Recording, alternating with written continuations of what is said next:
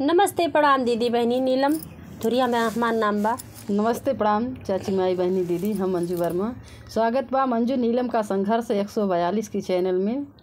तो आज आप लोगन के बीच बहुत मज़ेदार कहारवा नाच गीत लेके आए, तो दीदी लोगन जरूर देखे है गीत का, और अच्छा लगी तो अपन लाइक शेयर सब्सक्राइब जरूर करी हैं। तो आवे सुने।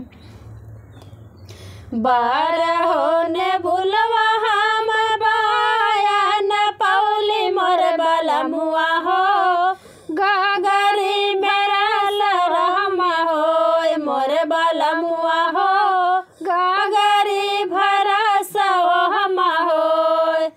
बारहो ने बुलवा हम बाया न पौली मोर बलमुआ हो, गागरी भरा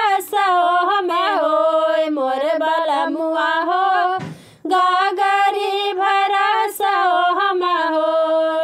गागरी भरा में हम चुनरी रंगाए मोर बलमुआ हो, चुनरी भाई चटकोर मोर बलमुआ हो, चुनरी भाई चटकोर मोर बलमुआ हो। गागरी भरा में हम चुनरी रंगाए मोर बलमुआ हो, चुनरी भरिल चटकोर मोर बलमुआ हो, चुनरी भइल चटकोर।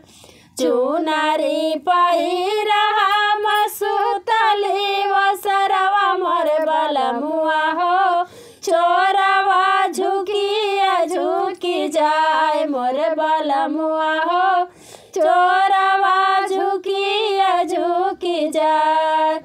चुनरी पहिरा मसुतली सजरिया मोर बलमुआ हो, चोरवा झुकी जाए मोर बलमुआ हो, चोरवा झुकी जाए।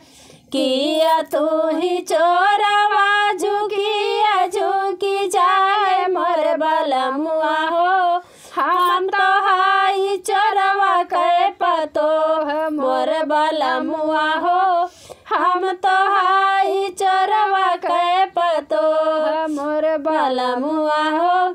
किया तू ही चोरवा झुकी जाए मोर बलमुआ हो, हम तो हाई चोरवा के पतो मोर बलमुआ हो, हम तो हाई चोरवा के पतो।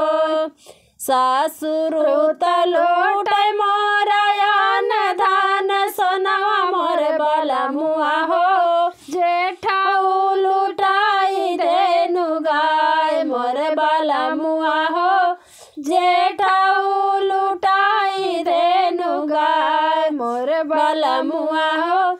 सासुरु तलूट मोरयान धान सोनवा मोर बलमुआ हो, जेठाऊ लुटाई देनु गाय मोर बलमुआ हो, जेठाऊ लुटाई देनु गाय मोर बलमुआ हो। साइया तलूट हमारी सुतली रानियावा मोर बलमुआ हो, हम तो हाई चोरवा के पतो मोर बलमुआ हो, हम तो हाई चोरवा के पतो। साइया तलूट हमारी सुतली रानियावा मोर बलमुआ हो, हम तो हाई चोरवा के पतो मोर बलमुआ हो, हम तो हाई चोरवा के पतो। बारहो ने बुलवा बाया न पौली मोर बलमुआ हो, गागरी भरा सो हमें हो मोर बलमुआ हो, गागरी भरा सो हमें हो मोर बलमुआ हो। बारहो ने बुलवा हम बाया न पौली मोर बलमुआ हो, गागरी भरा सो हमें हो मोर गागरे भरा सो हमें हो मोर बलमुआ हो। धन्यवाद।